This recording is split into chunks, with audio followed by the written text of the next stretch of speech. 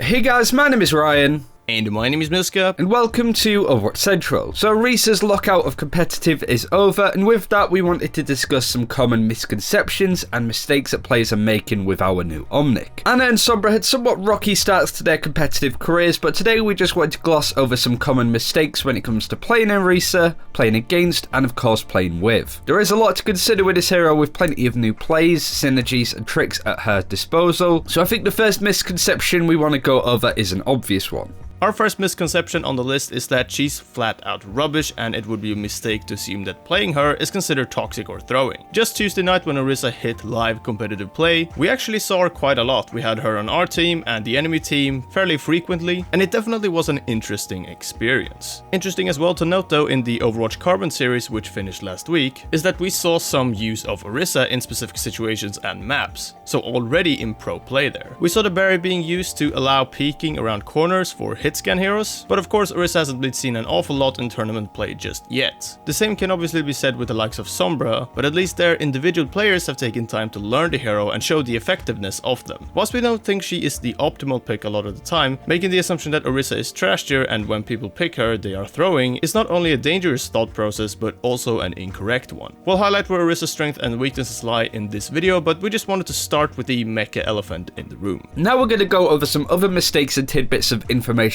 that's definitely worth knowing even if you don't decide to play Orisa yourself. The first being a fairly obvious misconception that's been spoken about a lot, but it sets us up nicely for the following mistake. Orisa is not a main tank and shouldn't be treated as such. Whilst yes, she does have a barrier ability much like Reinhardt and Winston, who are both main tanks, we would agree with a big part of the community which says that she isn't another anchor tank the Blizzard wanted her to be. That's not to say that you can't run Orisa without a Reinhardt or a Winston. We do see a lot of Zarya Hog, Diva Hog being the main tanks on the team in matchmaking, but it's not a strong style to build around your team. When it comes up to setting up shields dynamically, Orisa's lack of mobility means that she cannot take the lead with pushes or set up strong defenses against the enemy. She can reinforce and help out a Winston or Reinhardt in a push, but is kind of limited to doing it on her own. So the next mistake is very much related to this. Don't hold a point alone and don't hold a head alone. It's without question that Orisa has a huge weakness to being flanked, so holding a choke on her own is going to end badly for her. I think her best position is basically sitting back with the supports, giving protection to them with the barrier, but can also fire from a distance. It's really easy to get overloaded as Orisa, especially against the dive composition. So basically letting your support sit with you not only increases your survivability, but theirs as well. You do a huge amount of damage from a distance, especially at shields as well, so try not to lead the charge with her. Instead sort of sit between the main tanks in front and the supports behind you. We briefly mentioned Orisa's main weapon, so we'll go over another key mistake, which is not leading your shots with Orisa's main weapon. Orisa isn't hit scan. Her shots are just very quick projectiles. At a close distance you'll obviously notice this less as it's more easy to manage, and there just isn't much need to lead your shots. At much further distances though, you will need to practice and learn how to lead those shots, as you won't hit moving targets if you're just trying to flat out track them. Orisa's weapon actually take a fair bit of getting used to, so whilst you're getting used to it, make sure that you're making use of it in other ways rather than just trying to take out enemies, such as burning down barriers and the like. Another common mistake that we see with Orisa's guns is over reloading. We see this a lot with Zaryas with high charge in the middle of fights, but it's much more important for Orisa players to make sure that they're not taking up time when they are engaging or fighting with just reloading. You have a fairly large weapon magazine with also a fairly long reload time, so honestly I try to refrain from reloading when you've only used 20 to 30 bullets. Unless of course that fight is well and truly over for whatever reason. The reason behind this though is kind of obvious. You can get out a little bit more damage and you don't want to be caught off guard by surprise attacks. And honestly you'll rarely find yourself running out of bullets if it's just in the middle of a fight that is just started. So this is just one of those small things to really keep track of when you're getting started with Orisa.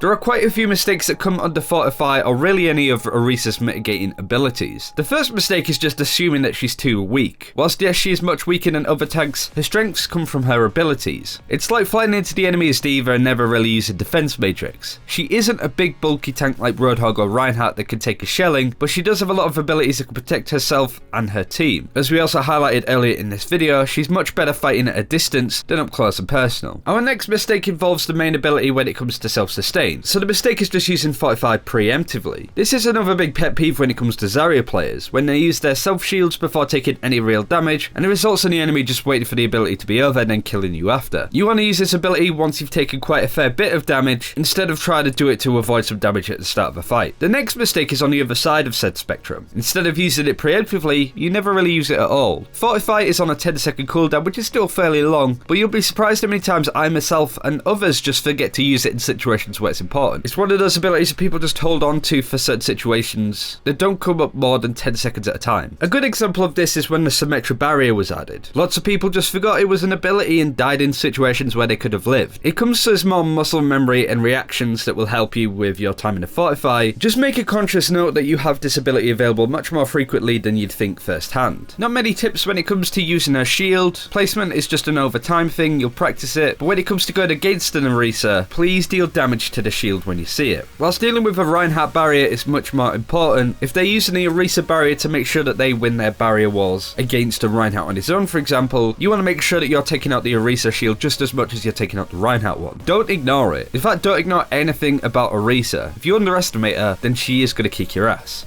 Finally, we have a couple more mistakes that revolve around two of Orisa's abilities, HALT and of course the BONGO supercharger. The first tip with HALT is to use it often, but not just liberally. The reason we say this is because bringing an enemy into the air might be a good plan in some cases, so your team can fire strike and soldier rocket, but many more opportunities may arise to use HALT in a much more impactful sense. And on top of that, HALT is one of those abilities that isn't guaranteed to help you every time you use it. So rather than just using it on cooldown, you need to look for these more impactful uses, just so you don't miss an opportunity to take a soldier off of a high ground or putting someone into the well of Ilios. These opportunities may be missed simply because you might have thrown the Reinhardt up in the air for kicks and just for no reason really. We don't necessarily know how HALT may be properly synergized with other abilities, and it's really hard to coordinate it as well, but what we're saying is that don't go mad with the ability and just use it all the time. It's the same as booping as Lucia really. Only boop to finish kills, make space, or to save people, or push people off high grounds or off maps entirely. Anything else can just make it harder for your DPS to kill those same targets. Now, finally, BONGO. One simple mistake: don't underestimate the power of it. This goes for protecting it for your own team, but also making sure you destroy it if you're on the enemy team. Here's two bongos from a scrim we watched. One is destroyed in seconds with its low health and is just wasted. The second one is put down in a clever position, but you can see the enemy Orisa not focusing to take it down and just ignoring it and hoping to win the fight anyway. So this is effectively the damage boost from a nano boost on all targets nearby that is just not getting shut down. So if you are smart with your placement, your timing, and also make sure you have good weapon synergy with your teammates, you can get a lot out of this ultimate, and what is a medium to long fight can be a short one that is over in just a few seconds.